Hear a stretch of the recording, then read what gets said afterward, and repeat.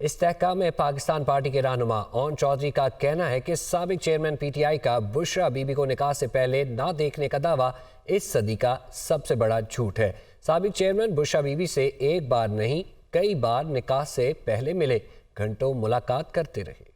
استحکام پاکستان پارٹی کے رہنما اون چودھری نے بانی پاکستان تحریک انصاف کے بیان پر رد عمل دے دیا۔ اون چودھری نے کہا کہ بانی پی ٹی آئی کے پول کھولے تو انہیں شرم سے سر چھپانے کی جگہ نہیں ملے گی۔ بانی P T I Bushra be be سے نکاح سے پہلے درجنوں بار ملے اور دیکھا بھی تھا۔ انہوں نے کہا کہ بشرا بی بی قرآن پر حلف دے دیں کہ انہوں نے سابق چیئرمین پی ٹی آئی کو نکاح سے پہلے چہرہ نہیں دکھایا۔ میں خود سابق چیئرمین پی ٹی آئی کو ملاقات کے لیے لے کر جاتا رہا۔ دنیا نیوز سے گفتگو میں اون چودھری نے کہا کہ افسوس ہے سابق چیئرمین پی ٹی آئی بڑا جھوٹ بول رہے ہیں۔ سابق chairman P T I Bushra be be سے ملتے رہے، اس حوالے سے عینی شاہد ہوں۔ سب سے بڑا جھوٹ ہے صدی کا، اور جو آپ نے دیا نہایت افسوس کی بات ہے کہ آپ ایسی بات کریں۔ اتنا بڑا جھوٹ وہ کیسے بول سکتے ہیں؟ اور آپ جب کسی پارٹی کے رہنما ہوں اور آپ کے لوگ آپ کو فالو کرتے ہوں، یہ آپ کی ذمہ داری بنتی ہے کہ آپ اپنی قوم سے سچ بولیں۔ جب آپ کسی کے ساتھ رہے ہوں، جب آپ کو پتا ہو کہ آپ کو کسی کی ساری جو ہے ان اینڈ آؤٹ کا پتا ہو، اور آپ جب دیکھیں گے کوئی ایسے جھوٹ بولتا ہے اور قوم سے جھوٹ بولے گا تو اس کو آپ کو بالکل اس کو بے نقاب کرنا چاہیے، اور میرے خیال سے ان کو ایسی غیر ذمہ دارانہ بیان کے اوپر اپنا بیان واپس لینا چاہیے۔ اون چودھری نے یہ بھی کہا کہ سابق چیئرمین کی سیاست جھوٹ پر مبنی ہے۔ اللہ کا شکر ہے کہ ان کو وقت پر ہی چھوڑ دیا۔ نئے چیئرمین پی ٹی آئی کے لیے بیرسٹر گوہر علی کی نامزدگی بھی ان کے اندر کے خوف کی عکاس ہے۔ سابق chairman P T I party کے کسی اہل شخص کو پارٹی میں مقام دینا ہی نہیں چاہتے۔ دوسری جانب سابق وفاقی وزیر اور نون لیگ کے رہنما رانا ثناء اللہ کہتے ہیں کہ سابق چیئرمین پی ٹی آئی نے پہلے کہا کہ امریکہ نے سازش کر کے میری حکومت گرائی، پھر جنرل باجوہ پر سازش کا الزام لگا دیا، اب کہا میرے خلاف لندن پلان بنا۔ مزید کہا کہ اگر یہ سازش تھی تو تم نے خود اپنے خلاف یہ سازش کی۔ کوئی ان سے پوچھے کہ 9 مئی واقعات سے پہلے جب یہ لوگوں کو کہہ رہے تھے کہ میری گرفتاری پر احتجاج کرنا ہے، کیا یہ امریکہ نے کہا تھا یا لندن سے کسی نے فون کیا تھا؟ یہ ایک جھوٹا اور مکار آدمی ہے۔ ایک دن ایک جھوٹ بولتا ہے، دوسرے دن جو ہے وہ اس کے الٹ جو ہے وہ بات کرتا ہے۔ یہ تو اس نے یہ کہا نہیں ہے اپنا پہلے کہ جو ہے وہ امریکہ نے سازش کر کے جو ہے وہ میری حکومت جو ہے وہ گرائی ہے۔ پھر اس کے بعد کہا کہ نہیں یہ امریکہ نے نہیں گرائی، یہ تو جنرل باجوہ نے یہاں بیٹھ کے جو ہے وہ سازش کی ہے میرے خلاف۔ اور اب یہ کہہ رہا ہے کہ میرے خلاف جو ہے وہ کوئی باہر جو ہے وہ لندن پلان بنا اور اس کی بنیاد کے اوپر جو ہے یہ 9 مئی ہوا۔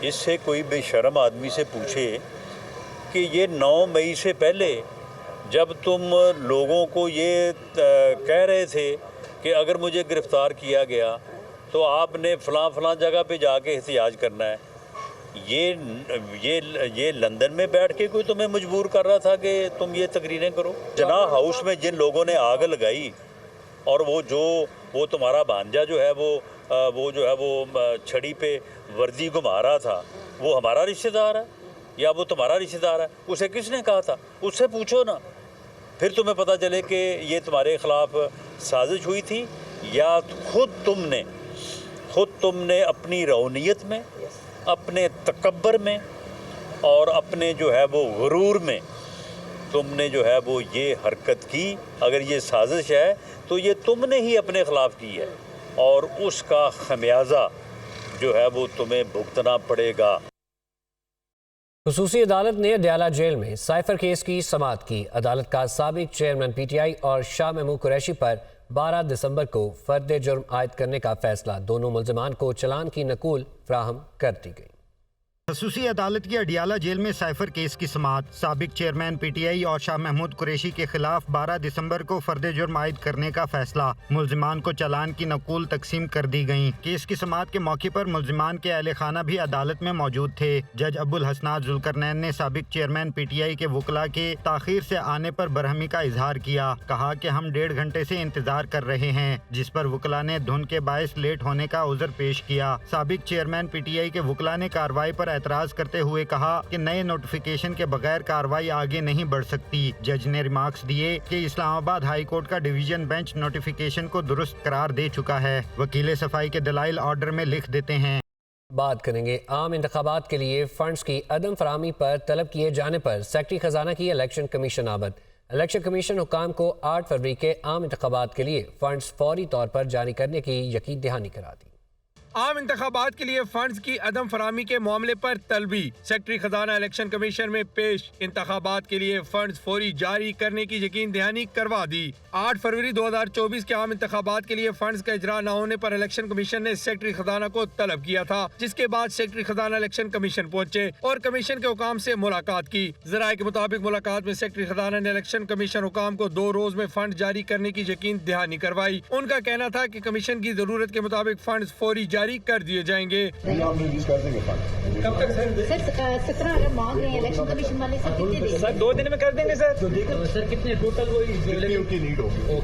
رواں مالی سال کے بجٹ میں عام انتخابات کے لیے 42 ارب روپے مختص کیے گئے تھے، جبکہ وزارت خزانہ کی جانب سے صرف 10 ارب روپے فراہم کیے گئے۔ ذرائع کے مطابق الیکشن کمیشن کو 8 فروری کے عام انتخابات کے انعقاد کے لیے 17 ارب روپے فوری درکار ہیں۔ نگران وزیر اعظم انواع الحق کاکڑ کہتے ہیں کہ پاک چین دوستی مثالی ہے۔ قدرت نے جب زمین کا نقشہ کھینچا تو فیصلہ کیا کہ پاکستان چین ساتھ ساتھ رہیں گے۔ وہ ازلی فیصلہ ابدی اہمیت اختیار کر گیا۔ مزید کہا کہ ترقی کرنے والوں میں پاکستان سب سے پہلے آتا ہے اور پاکستان میں بلوچستان سب سے پہلے آتا ہے۔ گوادر اور بلوچستان کی ترقی آگے کی جانب جا رہی ہے۔ جو لوگ سمجھتے ہیں اس ترقی کو روک دیں گے تو وہ تاریخی غلطی کر رہے ہیں۔ قدرت نے جب زمین کا نقشہ کھینچا تو اس میں روز ازل میں اس نے فیصلہ کیا کہ یہ دونوں ساتھ ساتھ رہیں گے، اور وہ ازلی فیصلہ ابدی اہمیت اختیار کر گیا۔ پاکستان چائنا سے کیا سیکھے گا؟ پاکستان نے چائنا کی جو ماڈرنائزیشن کا سفر ہے وہ ایک انتہائی اہمیت کا سفر ہے انسانی تاریخ میں۔ بڑی خوبی ہے وہ پاورٹی لیول سے، غربت کی سطح سے لوگوں کو باہر نکالنا۔ یہ کمال انسانی تاریخ میں ان کے علاوہ کسی نے نہیں کیا۔ پریزیڈنٹ شی جن پنگ جس بردباری سے اس ملک کو، اپنی قوم کو ایک اور فیز میں لے کے جا رہے ہیں، وہ قابل دید اور قابل ستائش ہے۔ پیغام وہاں سے یہ ہے کہ جب چائنا ترقی کرتا ہے تو سب ترقی کرتے ہیں، اور اس سب میں پاکستان سب سے پہلے آتا ہے، اور پاکستان میں بلوچستان سب سے پہلے آتا ہے۔ اور کاروبار کی دنیا سے خبر شامل کریں، آپ کو بتائیں اسٹاک مارکیٹ میں نئی بلندیوں کو چھونے کا سفر جاری ہے۔ انڈیکس 801 پوائنٹس کی تیزی دکھا کر 62,493 پوائنٹس کی ریکارڈ سطح پر بند ہوا۔ دوسری جانب ڈالر 44 پیسے کمی سے 284 روپے 52 پیسے پر بند ہوا۔ اوپن مارکیٹ میں ڈالر 25 پیسے کمی سے 285 روپے 75 پیسے کا ہو گیا۔ تفصیلات کراچی سے حماد عالم کی رپورٹ۔ اسٹاک مارکیٹ 801 پوائنٹس کی تیزی دکھا کر 62,493 پوائنٹس کی ریکارڈ سطح پر بند ہوئی۔ IFC نے جو یہ ابھی MOU سائن کیے ہیں، UAE کتنے سالوں بعد تو کویت آیا ہے، ہمارے قطر آ رہا ہے، عرب ورلڈ کو سمجھ آ گئی ہے کہ یہاں پوٹینشیل ہے، کریکشن آ سکتی ہے، میں یہ نہیں کہتا ہوں، لیکن یہ ہے کہ دسمبر کلوزنگ آپ کے لیے بڑے اچھے ٹائمز گزارے گا۔ ہر گزرتے دن کے ساتھ پاکستانی اکانومی میں جو انڈیکیٹرز ہیں وہ پازیٹیو سائڈ کے اوپر دیکھنے میں آ رہے ہیں۔ کرنٹ اکاؤنٹ ڈیفیسٹ کے نمبرز آئے ہیں، 33% ہم اس کو کنٹرول کرنے میں کامیاب ہو گئے۔ پھر IMF کی ٹیم پاکستان میں موجود ہے اور اگلا بجٹ بھی ہم ان سے فائنلائز کر چکے ہیں۔ دوسری جانب ڈالر کی قدر میں 44 پیسے کمی ہوئی اور انٹر بینک میں ڈالر 284 روپے 52 پیسے پر بند ہوا۔ اوپن مارکیٹ میں ڈالر 25 پیسے کمی کے بعد 285 روپے 75 پیسے میں عوام کو مل رہا ہے۔